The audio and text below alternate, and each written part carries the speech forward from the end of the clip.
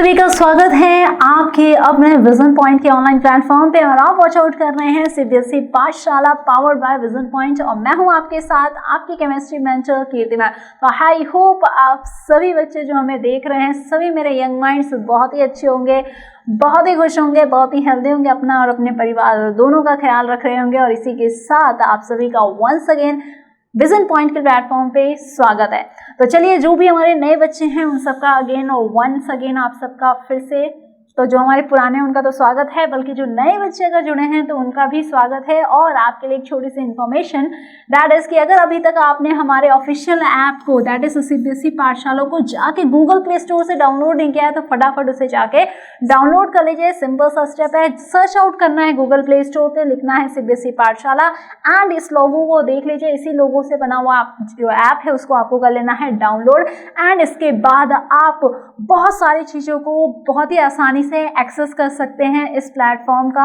और ना केवल केमिस्ट्री बल्कि आपके रेस्पेक्टिव अदर सब्जेक्ट हैं उनके भी डेडिकेटेड स्लॉट में जो वीडियोस है renowned faculty of the CBSE पाठशाला उनके थ्रू आपको पढ़ने का मौका मिलता है। तो आप अपने लेवल को, अपने एजुकेशन को एक नेक्स्ट लेवल तक पाते हो। तो आपको करना क्या है, फटाफट से कर लेना है डाउनलोड। अगर आपने कर लिया है तो अपने बाकी दोस्तों के साथ भी इसे शेयर कर दीजिए फटाफट, ठीक है। तो बेसिकली अगर अपन लोग बात करते हैं केमिस्ट्री का, जैसे मैंने बताया मेरा नाम है कीर्ति मांडे और मैं आपके साथ जुड़ी हूँ एज अ केमिस्ट्री मेंटर। तो आज हमारा जो डिस्कशन है it will be based upon the chapter number 3 that is classification of element and periodicity in properties. And धीरे धीरे हम भी चैप्टर के पास आ रहे हैं और हर कॉन्सेप्ट को दमदार तरीके से बहुत ही ईजी लैंग्वेज में समझने वाले हैं, जिससे हमारा सारा कॉन्सेप्ट जो है वो क्लियर क्लियर हो जाए, राइट। तो चलिए स्टार्ट करते हैं इसको। दैट इज आज जो हमारा लेक्चर है that is lecture number 7। That is इससे पहले जस्ट आपके 6 इंपॉर्टेंट लेक्चर्स आ चुके हैं। तो ये 6 इंपॉर्टेंट लेक्चर्स बहुत ज़्यादा वैल्यू ऐड करेंगे, थम्स अप देंगे आपकी लाइफ में। अगर आपने इसको नहीं वॉच आउट किया है तो फटाफट जाके इसको जरूर गो थ्रू कीजिए, जिससे आपके सारे कॉन्सेप्ट बड़े ही आसानी से, बड़े ही इजी तरीके से क्लियर हो जाएगा और केमिस्ट्री में आपको कोई दिक्कत समस्या नहीं होगी, ठीक है। तो हम लोग आज के लेक्चर 7 को स्टार्ट करते हैं, पर उससे पहले कुछ ऐसी बातें जो हमारे ज्ञान को करती है इंक्रीज अ स्टेप अहेड और साथ ही साथ हमें करती है मोटिवेट, वो भी सुन लेते हैं। तो आज के हमारे 4 इंपॉर्टेंट लाइन्स लाइफ के लिए क्या है जो हमारी लाइफ में वैल्यू ऐड करेंगे। मेरे साथ जुड़ने के लिए आप लोगों का वंस अगेन धन्यवाद। तो देख लेते हैं क्या है वो 4 ब्यूटीफुल लाइन्स। तो कहते हैं कि संकट का मतलब क्या है, दैट इज योर प्रॉब्लम्स, है ना। प्रॉब्लम्स, हर प्रॉब्लम्स का कुछ ना कुछ सल्यूशन होता है, कहा जाता है, ठीक है। और हर जगह प्रॉब्लम ही प्रॉब्लम है, ये भी एक परम सत्य है कि नहीं। ना भी प्रॉब्लम हो तब भी हम प्रॉब्लम में प्रॉब्लम ढूंढ ही लेते हैं, ठीक है।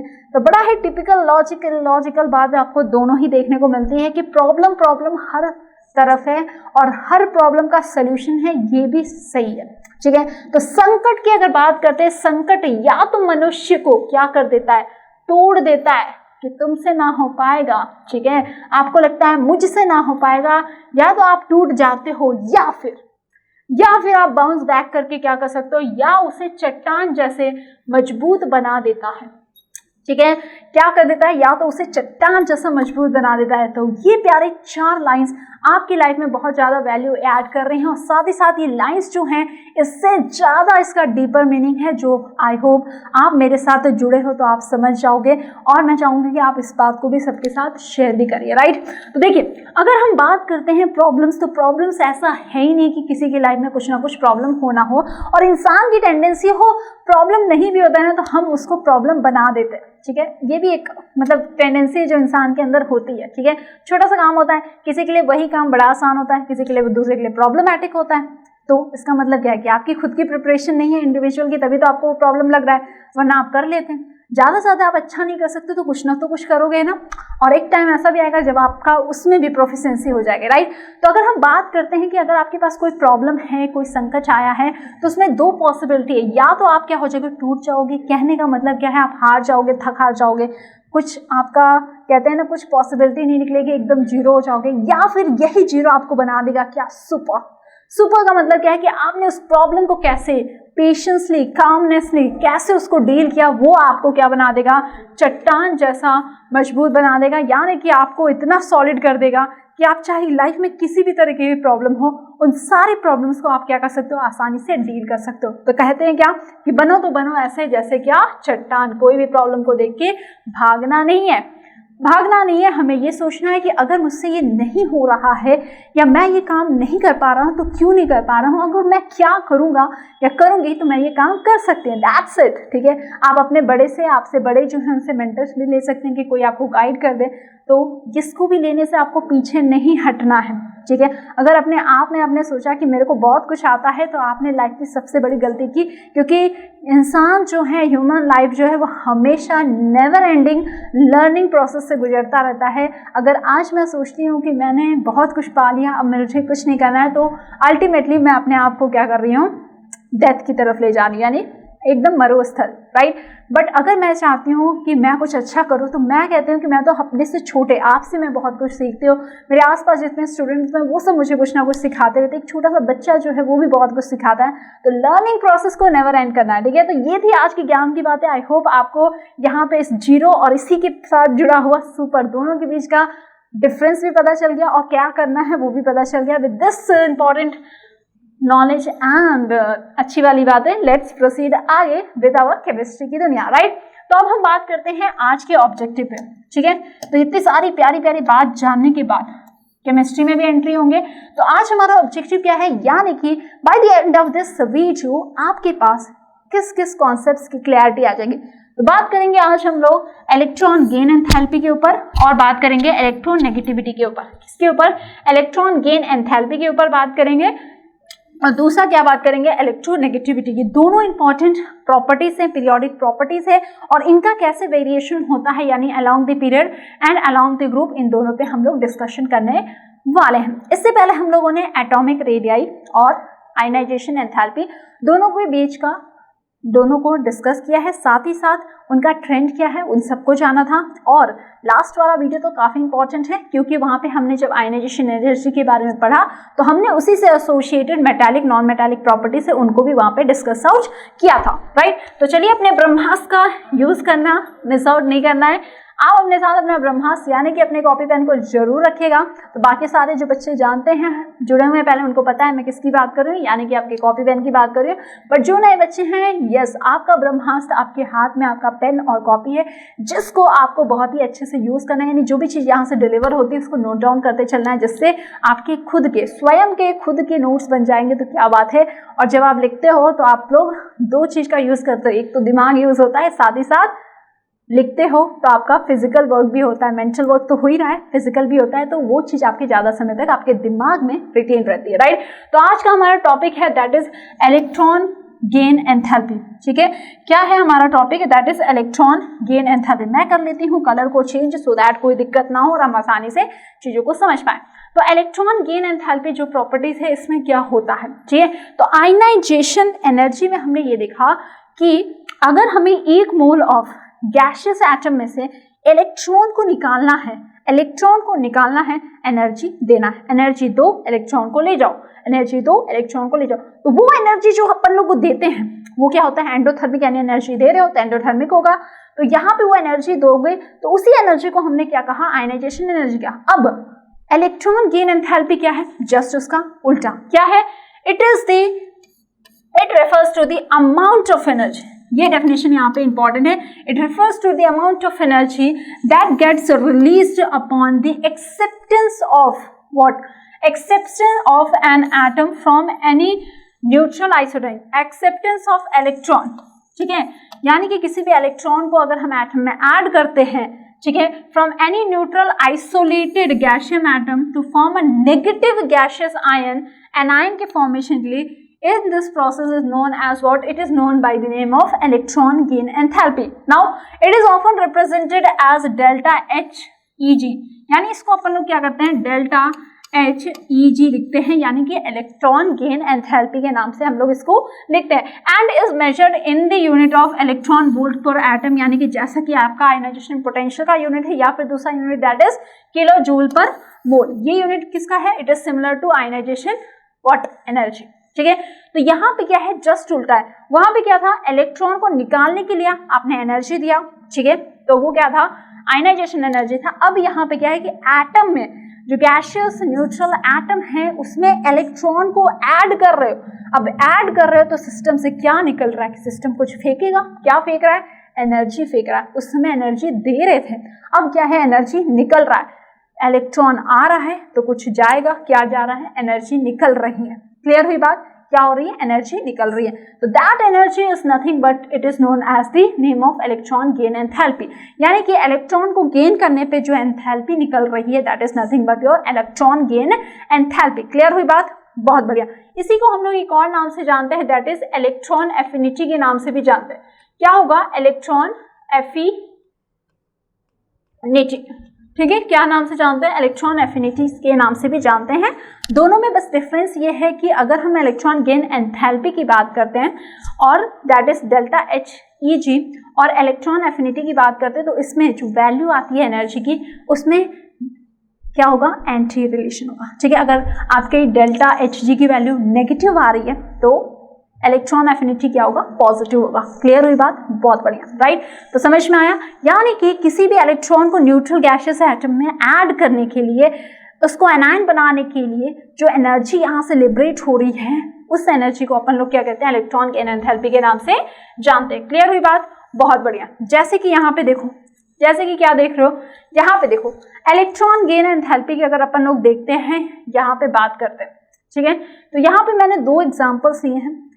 क्या है एग्जाम्पल्स, तो यहाँ पे एग्जाम्पल्स पे तो मूव करेंगे पर इसका ट्रेंड भी देख लेते हैं, ठीक है, ट्रेंड पे भी अपन लोग बात कर लेंगे, ठीक है। तो यहाँ पे देखिए इलेक्ट्रॉन गेन एंथैल्पी, इसका मतलब मैंने बताया इलेक्ट्रॉन गेन एंथैल्पी, ठीक है, इलेक्ट्रॉन गेन एंथैल्पी। इसका मतलब क्या है कि अगर कोई एटम है उसमें जब आपने एक इलेक्ट्रॉन ऐड किया तो क्या होगा, वो क्या होगा, X माइनस बनाएगा, यानी कि क्या बन रहा है, बना रहा है एनायन, प्लस क्या हो रहा है, वो रिलीज कर रहा है एनर्जी, और इसी एनर्जी को हमने क्या कहा, इलेक्ट्रॉन गेन एंथैल्पी कहा। अब खुद सोचो, क्या सोचोगे आप ये सोचिए, जब हम पीरियड में अलोंग द पीरियड, ठीक है, अलोंग द पीरियड का मतलब है कि लेफ्ट से राइट जाते हैं, लेफ्ट से राइट जाते हैं तो जो एटॉमिक साइज है दैट इज योर एटॉमिक का साइज क्या होता है, इट डिक्रीजेस, ठीक है, क्या होता है, डिक्रीज होता है, ठीक है, क्या होता है, डिक्रीज होता है। साथ ही साथ आप ये देखते हो कि इलेक्ट्रॉन को ऐड करने के लिए, यानी कि एनर्जी जो ज्यादा रिलीज करेगा वो क्या होगा आपका, that would be by the group number 17 that is halogen, ठीक है। हेलोजन क्या है, वो इलेक्ट्रॉन का लालची, यानी उसकी एनर्जी यहाँ से निकलेगी, ठीक है, क्या होगी, एनर्जी निकलेगी, राइट। तो आपको क्या पता चला कि यहाँ पे मोर ओवर नेगेटिव एनर्जी निकल रही है। जबकि अगर हम ग्रुप की बात करते हैं, ठीक है, ग्रुप की अगर हम बात करते हैं तो क्योंकि एटॉमिक साइज क्या होता है, इंक्रीज हो रहा है, ठीक है, तो एटॉमिक साइज जब इंक्रीज हो रहा है तो ये एनर्जी भी क्या होगी, इंक्रीज करेगी, ठीक है। ये जस्ट आपका अपोजिट है आयनाइजेशन एनर्जी के रिस्पेक्ट में, क्या है, आयनाइजेशन एनर्जी का जस्ट उल्टा है। जैसे कि अगर अपन लोग बात करते हैं, इस बात को लिख लीजिए, साथ ही अगर अपन लोग बात करते हैं, यहाँ पे कंडीशन लेते हैं, जैसे कि मेरे पास आपके सामने ये एग्जाम्पल है, ठीक है, इस एग्जाम्पल को लेते हैं और समझते हैं, ठीक है। इस एग्जाम्पल को अगर आप देखते हो तो इलेक्ट्रॉन गेन एंथैल्पी ऑक्सीजन का जो दिया है, ऑक्सीजन की अगर बात करें तो वो आपको दी है -141 किलो जूल पर मोल, ठीक है। जबकि अगर हम बात करते हैं सल्फर की तो ये आपको दिया है, क्या दिया हुआ है, -200 किलो जूल पर मोल, ठीक है। अगर हम बात करते हैं ऑक्सीजन की और सल्फर की, ठीक है, ऑक्सीजन और सल्फर की अगर आप बात करते हो, यहाँ पे अब बात करते हैं फ्लोरीन क्लोरीन की, ठीक है, फ्लोरीन क्लोरीन की अगर हम बात करते हैं तो इलेक्ट्रॉन गेन एंथैल्पी में होना क्या चाहिए था कि जितना ज़्यादा नेगेटिव है यानी कि उतना ज़्यादा वो एनर्जी रिलीज कर रहा है, ठीक है। तो आपने क्या देखा, होना चाहिए क्या कि ऑक्सीजन का ज़्यादा होना चाहिए, यानी ये ज़्यादा नेगेटिव होना चाहिए, बट हो क्या रहा है, सल्फर ज़्यादा नेगेटिव है, ठीक है, क्या है, सल्फर ज़्यादा नेगेटिव है। तो ये पूछा जाता है कि इलेक्ट्रॉन गेन एंथैल्पी देखी जाए तो किसकी ज़्यादा होती है, ठीक है। तो अगर आप देखोगे फ्लोरीन और क्लोरीन में अगर हम बात करते हैं तो होना किसका चाहिए, होना चाहिए था फ्लोरीन का, ठीक है, क्या होना चाहिए था, होना चाहिए था फ्लोरीन का, पर क्योंकि धीरे धीरे जैसे नीचे जाओगे वैसे वैसे लेस नेगेटिव होता जाएगा, लेस नेगेटिव है, यानी कि आयनाइजेशन यहाँ पे इलेक्ट्रॉन गेन एंथैल्पी वो इंक्रीज हो रही है, लेस नेगेटिव का मतलब वैल्यू ज्यादा यानी इंक्रीज हो रहा है, ठीक है। पर यहाँ पे वो उल्टा दिखता है। क्या उल्टा दिखता है? ये देखने को मिला कि फ्लोरीन का क्या है, फ्लोरीन का हो गया कम यानी वैल्यू लेस नेगेटिव हो गई और क्लोरीन की हो गई ज्यादा, जबकि होना चाहिए उल्टा, क्लोरीन का होना चाहिए कम और फ्लोरीन का होना चाहिए ज्यादा नेगेटिव, ठीक है। इस बात को समझिए मैं क्या कह रही हूँ, थोड़ा सा कंफ्यूजन क्रिएट हो सकता है, बट याद क्या रखना है, याद रखना कि अगर हम बात करते हैं -5 की और बात करते हैं -2 की, तो कौन ज्यादा बड़ा वैल्यू है, कौन ज्यादा बड़ा है? नेगेटिव में आप करते हो कि नेगेटिव साइन जिसके सामने लगती है तो उसमें जो नंबर छोटा होता है वही बड़ा होता है, ठीक है। तो अगर मैं कहूँ यहाँ पे तो एनर्जी कौन सी ज्यादा निकल रही है, तो आप कहोगे मैम ये जिसकी वैल्यू कम है यानी इसमें एनर्जी अभी ज्यादा निकल रही है, ठीक है। तो यहाँ पे ज्यादा एनर्जी निकल रही है विथ रिस्पेक्ट टू क्लोरीन की, ठीक है, यानी कि ये वैल्यू क्या है, छोटी है। बट होना क्या चाहिए, इसको होना चाहिए था बड़ा और इसको होना चाहिए छोटा, क्योंकि मैंने अभी बताया ना टॉप टू बॉटम जाओगे तो वो जो वैल्यू है वो पॉजिटिव की तरह होगी यानी बढ़ते जाएंगे, पर ऐसा नहीं होता। क्यों नहीं होता ये समझना है। ये दोनों ही ट्रेंड आपको क्या है ग्रुप नंबर 16 में और ये जो है ये दैट इज ग्रुप नंबर 17 में देखने को मिलता है, ठीक है। यानी कि ऊपर वाला नीचे, नीचे वाला ऊपर, ठीक है। क्यों दिखता है ये समझना ज्यादा इंपॉर्टेंट है। तो बेसिकली होता क्या है, ये डिफरेंस आपको क्यों मिलता है, ये जो एक्सेप्शन है ये क्यों मिलता है, ठीक है, किसमें, ग्रुप में, वो इस वजह से मिलता है कि जब हम बात करते हैं, ठीक है, जब हम बात करते हैं सल्फर में, तो सल्फर में अगर आप देखते हो तो सल्फर क्या है, थर्ड पीरियड का है, ठीक है। सल्फर क्या है, थर्ड पीरियड का है, ये मेंबर जो है वो थर्ड पीरियड का है। और जबकि हम ऑक्सीजन की बात करते हैं, फ्लोरीन की बात करते हैं, तो ये क्या है, सेकेंड पीरियड का है। सेकेंड पीरियड का मतलब क्या है, इसके पास क्या होगा, 2s होगा, 2p होगा। जबकि थर्ड की बात करें तो यहाँ पे 3s 3p और 3d भी वेकेंट ऑर्बिटल होगा। तो यहाँ पे बेसिकली क्या दिखता है कि यहाँ पे आपको यही दिखता है कि जो नीचे वाले एटम हैं और ऊपर वाले की अगर बात करते हैं, तो यहाँ पे जब इलेक्ट्रॉन को ऐड किया जाता है फ्लोरीन में, तो इसके अंदर के इलेक्ट्रॉन्स, क्योंकि छोटी जगह है, इलेक्ट्रॉन्स फ्लोरीन के पास खुद हैं, ठीक है। कितने इलेक्ट्रॉन्स है, 7 इलेक्ट्रॉन्स है, और एक इलेक्ट्रॉन और आ जाता है तो इंटर इलेक्ट्रॉनिक जो रिपल्शन है वो बढ़ जाता है। क्या होता है, इंटर इलेक्ट्रॉनिक रिपल्शन है वो बढ़ जाता है, यानी कि और ज्यादा एनर्जी रिलीज करती है। क्यों? क्योंकि size of the fluorine is very small with respect to chlorine. और क्यों है वो मैंने आपको भी रीजन बताया। इसी वजह से अगर हम पूछते हैं इलेक्ट्रॉन गेन एंथैल्पी सबसे ज्यादा किसकी होती है, तो यहाँ पे फ्लोरीन नहीं होगा, क्लोरीन की ज्यादा होगी, फिर फ्लोरीन होगा, फिर ब्रोमीन होगा, फिर आयोडीन होगा। ऐसा ही सिमिलर ट्रेंड आपको ग्रुप नंबर 16 में मिलता है। पहले ऑक्सीजन का नहीं आएगा, पहले किसका आएगा, आपका सल्फर आएगा, ठीक है। पहले सल्फर आएगा, उसके बाद कहीं जाके बाकी एलिमेंट के बाद ऑक्सीजन की एंट्री होती है। क्लियर हुई बात, याद हुआ, बहुत अच्छा। इस बात को यहाँ पे large orbital spaces reduces the repulsion, यानी कि अगर हम बात कर रहे हैं सल्फर के केस में, क्लोरीन के स्पेस में, तो हमारे पास 3 शेल हैं, और जबकि अगर हम ऑक्सीजन या फ्लोरीन लेते हैं तो उसमें 2 शेल, 1 शेल कम है, तो इसमें इंटर इलेक्ट्रॉनिक रिपल्शन होता है। और जब शेल बड़े होते हैं, ज्यादा नंबर के होते हैं, तो यही रिपल्शन कम हो जाता है। तो कोई आता भी है तो उसको एकोमोडेट किया जा सकता है। क्लियर हुई बात, बहुत बढ़िया।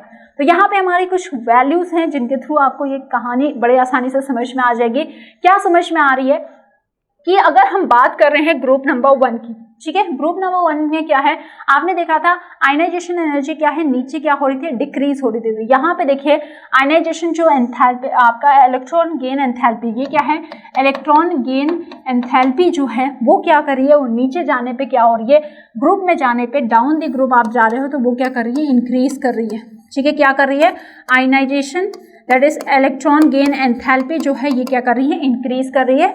और अगर हम पीरियड में जाते हैं तो वो क्या करेगी, डिक्रीज करेगी, ठीक है, क्या करेगी, डिक्रीज करेगी। क्लियर हुई बात। तो यही वैल्यू आपको ट्रेंड यहाँ पे दिखता है। जबकि अगर हम बात करते हैं ग्रुप नंबर 16 पे, तो ये थोड़ा सा अतरंगी आपको देखने को मिलता है, ठीक है। सबसे पहले आपका क्या हो जाएगा, सबसे पहले सल्फर आएगा, सबसे छोटू वैल्यू, फिर उसके बाद आप देखिए क्या आएगा, उससे पहले बाद आएगा क्या, -195, फिर क्या आएगा 190, फिर क्या आएगा, पोलोनियम का आएगा, एंड लास्ट में जाके ऑक्सीजन आएगा। यानी ये ट्रेंड तो एकदम अतरंगी है। क्या अतरंगी ट्रेंड है, ये भी याद रख लीजिएगा। यहाँ पे अगर हम बात कर रहे हैं तो यहाँ पे अगर देखते हो तो एनर्जी क्या हो रही है, नीचे बढ़ रही है, ठीक है, एनर्जी बढ़ रही है। कौन सी, इलेक्ट्रॉन गेन एंथैल्पी। तो सबसे कम किसका होगा, सल्फर का होगा, फिर उसके बाद किसका होगा, सेलेनियम का होगा, फिर पोलोनियम एंड लास्ट में जाके क्या है, ऑक्सीजन है। तो ऑक्सीजन यहाँ पे फ्लिप भी नहीं हुआ, सीधा एकदम लास्ट में गया, ठीक है। यही अगर हम बात करते हैं ग्रुप नंबर 17 का, तो होना क्या चाहिए, सबसे कम किसका होना चाहिए, फ्लोरीन का होना चाहिए, पर फ्लोरीन का साइज है छोटू, तो एनर्जी क्या है उसके कंपैरिजन में उल्टी हो गई। तो यहाँ पे अगर आप देखते हो तो फ्लोरीन का नहीं, पहले कौन आएगा, पहले आएगा आपका क्या, क्लोरीन, ठीक है। क्लोरीन के बाद क्या आ रहा है, फ्लोरीन, एंड देन आपका क्या आ रहा है, ब्रोमीन, फिर iodine and then antimony acid, ठीक है। क्लियर हुआ, क्या हुआ, समझ में आया, not and clear, got, very good. तो इस चीज को याद रखना है कि यहाँ पे सीरीज में फ्लिप ऑन है, ठीक है। तो सबसे ज्यादा इलेक्ट्रॉन गेन एंथैल्पी की अगर बात करते हैं, वैल्यू किसकी ज्यादा है, तो वो जो ज्यादा वैल्यू है, ठीक है। अब यहाँ पे देखिए लॉजिक क्या है, अगर हम वैल्यूज के बारे में नेगेटिव से जाएंगे तो हमारे पास ये तो ज्यादा आएगा, बट अगर हम इलेक्ट्रॉन गेन एंथैल्पी की बात करते हैं तो यही ऑर्डर मैंने आपको बताया रिवर्स हो जाएगा, यानी कि सबसे पहले सल्फर का एंड देन सो ऑन, ठीक है। जितना ज्यादा नेगेटिव उतना ज्यादा उसकी इलेक्ट्रॉन गेन एंथैल्पी होगी। क्लियर हुई बात, बहुत बढ़िया। तो ये आपके पास डेटा है, और जबकि हम ग्रुप 0 की बात करें तो यहाँ पे तो कहानी अलग ही है, कहानी अलग है। आपको क्या दिख रहा है, जैसे जैसे आप जाओगे तो यहाँ पे अलग ही ट्रेंड आपको देखने को मिलता है, यानी रेजिस्ट करता है। क्लियर हुई बात, बहुत बढ़िया। This is all about the electron gain enthalpy. और क्या बोनस पॉइंट आपको दिख रहा है, तो देखो the electron gain enthalpy of fluorine is less negative than that of chlorine, ठीक है। अब हम यहाँ पे क्या करें, क्योंकि बहुत सारा कंफ्यूजन, नंबर्स का गेम हो जाता है, क्या बड़ा छोटा, तो हम इसको किस टर्म्स में बात करते हैं, हम इसके नेगेटिव के बारे में, यानी नेगेटिव जो है ना, यानी एनर्जी क्या हो रही है, रिलीज हो रही है, ठीक है। तो यहाँ पे क्या कह रहे हैं, electron gain enthalpy of fluorine is less negative than that of chlorine. ऐसा क्यों है, ऐसा क्यों है, तो इसका रीजन क्या है, this is due to its small size, ठीक है।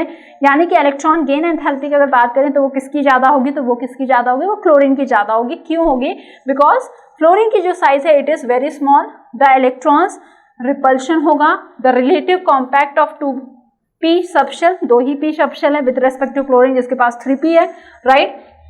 Hence the incoming electron is not accepted with the same is as the chlorine. Chlorine आसानी से एक्सेप्ट कर रहा है, तो उसके इलेक्ट्रॉन गेन एंथैल्पी ज्यादा है विथ रेस्पेक्ट टू किसके, फ्लोरीन की। क्लियर हुई बात, बहुत बढ़िया। नेक्स्ट क्या है, electron of noble gases positive. अब इसकी क्या है, पॉजिटिव। पॉजिटिव का मतलब क्या है कि यहाँ पे कहानी ही ट्विस्टेड है। क्या ट्विस्टेड है कि इलेक्ट्रॉन ऐड भी कर रहे हो, साथ ही साथ एनर्जी भी देना पड़ रहा है, ठीक है। तो ऐसा क्यों है, मेन रीजन क्या है, स्टेबिलिटी, राइट। तो क्या है, the atoms of this elements are completely filled subshell, as a result there is no room in the valence orbitals and addition of electron has to be place in the orbital next higher shell. यानी कि उनके orbital जो shell है उसमें तो जगह ही नहीं है, यानी कि उससे भी ज्यादा जो हायर ऑर्बिटल है उसमें आपको ऐड करना होगा। As a result energy has to be supplied to add the additional electron. तो ये भी आपका क्वेश्चन आपको क्लियर हो गया, बहुत बढ़िया। चलिए, तो this was all about your what, electron gain enthalpy, जिसको हमने समझा, यानी कि इलेक्ट्रॉन्स को ऐड करने के समय जो एनर्जी निकलती है that is known as the electron gain enthalpy. It can be exothermic, it can be endothermic, क्योंकि आपने देखा नोबल गैस में the process is what, endothermic, energy उल्टा देना पड़ रहा है। बाकी में आपने देखा था नेगेटिव, यानी एनर्जी रिलीज हो रही थी, और 2 एक्सेप्शन को भी हम लोगों ने डिस्कस किया। अब हम बात करेंगे किसकी, अब हम बात करेंगे मेन इंपॉर्टेंट फैक्टर की, दैट इज योर इलेक्ट्रोनेगेटिविटी, ठीक है। आपने नाम सुना होगा कोवलेंट बॉन्ड का, यानी कि वो बॉन्डिंग जिसमें क्या होता है, शेयरिंग ऑफ इलेक्ट्रॉन होता है, ठीक है। शेयरिंग ऑफ इलेक्ट्रॉन होता है, तो यहाँ पे उस शेयरिंग ऑफ इलेक्ट्रॉन में किसी का पलड़ा अगर सेम है, जैसे कि अगर अपन लोग बात करते हैं शेयरिंग हुआ हाइड्रोजन हाइड्रोजन के बीच में, तो आपने क्या देखा, सेम है, ठीक है, सेम है, इनके बीच में शेयरिंग सेम है, दोनों एक ही तरफ से पुलिंग है, शेयरिंग इलेक्ट्रॉन्स का एक तरफ। पर व्हाट इफ अगर हमारे पास HCl है, HCl है, Cl के पास पहले से क्या है, 6 इलेक्ट्रॉन है, तो यहाँ पे हिज वेरी इलेक्ट्रॉन रिच, बहुत सारे इलेक्ट्रॉन है, तो ये क्या करेगा, जो शेयरिंग हो रहा है उसको भी अपनी तरफ ही क्या करेगा, खींचने की कोशिश करेगा कि ये भी इलेक्ट्रॉन, मन इसका भूखा है, लालच है अभी भी, है ना, तो बोल रहा है शेयर तो है हाइड्रोजन के बीच पर अपनी तरफ इलेक्ट्रॉन को कब्जे में रखा हुआ है, ठीक है। जबकि हम हाइड्रोजन में देख रहे हैं तो क्या शेयरिंग प्रॉपर है, तो कोई भी ऐसा नहीं देखने को मिलता, ठीक है। तो ये अल्टीमेटली क्या है, नॉन पोलर है। ये कैसा है, ये अल्टीमेटली नॉन पोलर है। ये कैसा है, पोलर कंपाउंड है। पोलैरिटी डेवलप हो जा रही है। तो क्या है electronegativity? It is the tendency of an atom, right. यहाँ पे कौन है, क्लोरीन, फॉर एग्जाम्पल क्लोरीन था, ठीक है। It is the tendency of an atom in a molecule to attract the shared pair of electron. जो शेयरिंग है उनके इलेक्ट्रॉन्स को अपनी तरफ खींचने की कोशिश करना is known as the electronegativity. It is dimensionless property. Now this is really interesting. ये क्या है, ये क्या है, कोई इसको नाप नहीं सकते, ठीक है। तो dimensionless property because it is only a tendency. Tendency है भैया, आदत है, ठीक है, नाप नहीं सकते, कोई तराजू नहीं बना इसका, ठीक है। तो ये क्या है, यूनिटलेस क्वांटिटी है, ठीक है। अब देखो यूनिटलेस है बट स्टिल यहाँ पे बहुत सारे अटेम्प्ट किए गए हैं जिसके थ्रू इनको स्केल पे इनकी वैल्यू को हाइपोथेटिकली हमने अज्यूम कर लिया, ये है इसकी रेस्पेक्ट में, बाकी सबको अरेंज करने की कोशिश की गई, ठीक है। तो the value of electronegativity decreases as we move down the group. तो यहाँ पे अगर हम ग्रुप के अलॉन्ग देखते हैं तो ग्रुप के अलॉन्ग टेंडेंसी आपको क्या दिख रहा है कि ये जो है खींचने ताने की जो टेंडेंसी है वो क्या है, कम है। क्या है, ग्रुप में ऊपर से नीचे जाओगे तो इलेक्ट्रॉन्स, क्योंकि उनकी शेल्स क्या हो जाते हैं, बढ़ते जाते हैं, तो इलेक्ट्रॉन्स के खींचने उठने का टेंशन नहीं, क्योंकि उनको पता है मेरे ही इलेक्ट्रॉन्स, उनको भी मैं संभाल लूँ। वो तो भागने को है, लास्ट वाले इलेक्ट्रॉन को भाग जाते हैं आसानी से। चाहिए मेटल क्या होता है, इलेक्ट्रॉन को लूज कर देते हैं, वो सोचते हैं वो पहले ही दूर हैं, भागने की कोशिश कर रहे हैं। अब अगर हम चाहें कि हम अपने इलेक्ट्रॉन्स के, उसको टेंडेंसी नहीं होती कि वो उसको होल्ड कर पाए। जबकि पीरियड के अलॉन्ग अगर अपन लोग बात करते हैं, ठीक है, पीरियड के अलॉन्ग क्या होता है, the value of electronegativity increases across the period because the size of the atom ultimately what, it decreases.